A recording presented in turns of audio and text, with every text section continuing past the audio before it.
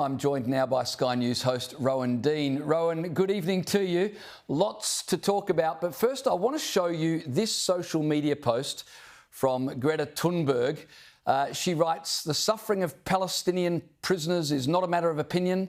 It's a fact of systemic cruelty and dehumanisation."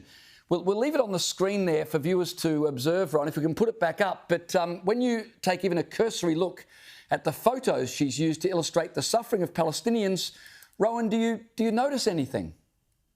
Absolutely, James. And when I first saw this, I still find, I thought it was a joke. And then I still can't believe it's real. But there you go. The bottom right-hand corner is that photo, that heartbreaking, horrific photo of the Israeli man digging his own grave in a tunnel inside Gaza. And this half-wit, apparently, Greta Thunberg has stuck this up as a photographic evidence of what she claims to be Israelis torturing Palestinians. It's either a very sick joke, unbelievably sick, or some kind of weird error. But I think it just goes to the heart of the matter that this girl is, and always has been, a fraud and not to be taken seriously, and the world actually should be red-faced for having taken her seriously on climate change, firstly, then on transgender rights, and more recently on Gaza. She's an embarrassment and a joke, and a very bad joke at that. She sure is. And the other irony on that post she put up was that she also wrote, "Humanity cannot be selective." Seems to me she is very selective, not campaigning for the release of Jewish hostages, never talks about them, very selective indeed. I want to ask you about the Palestine protests, Rowan. What do you make over the argument whether or not a pro-Palestine demonstration should be allowed to proceed at the Opera House this weekend? How have you seen that argument? Sure, James. Well, I'm very much of the view that these protest marches should be stopped. Writing in next week's Spectator Australia, Peter O'Brien has a very good article on the legal way that this should and could and ideally would be stopped. I won't go into that legal argument, but it's a very sound legal argument. But more importantly, James, people go, "Oh, I'm a free speech absolutist." Absolutely. But this is not a question of free speech. Every discussion or philosopher going back as long as you want to go on free speech recognizes, and it boils down to the idea of you can't yell fire in a crowded room or a crowded cinema or whatever. Free speech that incites potential violence via harassment, intimidation, mob rule, that sort of thing, has always been outside the bounds of free speech. What we are seeing with these pro-Palestinian marches, and I think actually calling them pro-Palestinians now a nonsense. These are anti-Jewish marches. Yeah. They are Jewish hate marches. Now, everyone on the left gets very agitated by the idea of misgendering someone or the wrong pronoun as being hate speeches. But this is hate marches. This is intimidation of the public square in a massive way. The Nazis used to do this with their great marches, with, taking over areas. Fascists have done it, communists have done it, totalitarians do it all the time with the flags and just taking over the public space.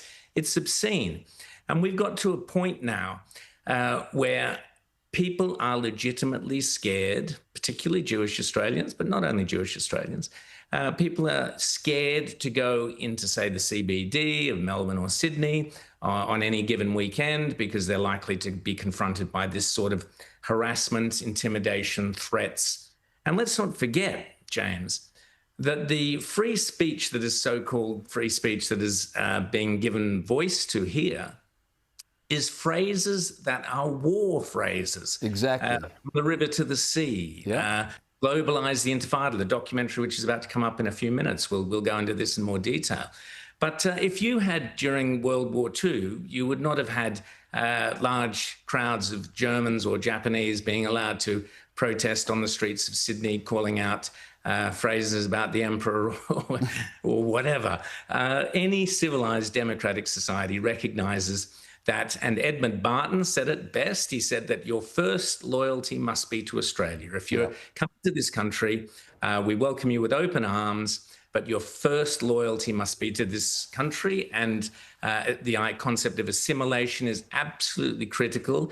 And we will tolerate anything in this country so long as we ourselves are tolerated. But it is very clear, not only from the fringe lunatics, but from a vast number of individuals on these marches carrying posters of the Ayatollah, Hamas badges, or whatever they might be, death to Australia, death to France, if you're in France, death to England, whatever it is, death to the IDF, all this sort of stuff. It's very, very clear that there is a very aggressive, violent aspect to this. Absolutely, there is. Free speech is about, James. Rowan, let me just show you some vision that's been released by police of the culprits responsible for the pro-Hamas messages on billboards. They've just released some vision. Have a look.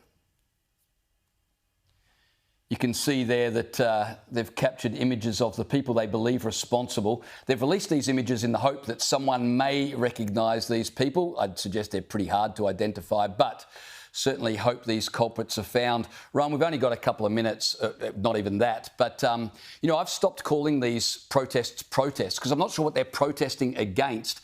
I feel like they're demonstrations, and they're demonstrations of hatred, intimidation and control. And I'm not sure our politicians really understand this. They said it was insensitive to protest on October 7. I think the point was to be insensitive. James, you're 100% correct, and you put your finger on it. Our politicians are either too thick, too lazy, or too cowardly to actually deal with what is happening here. It's a global phenomenon, and it's all to do with hatred of the West and pushing an aggressive agenda. It absolutely is. You're 100% correct, James. Rowan, thanks so much. Always a delight to talk to you. Thanks for joining me tonight.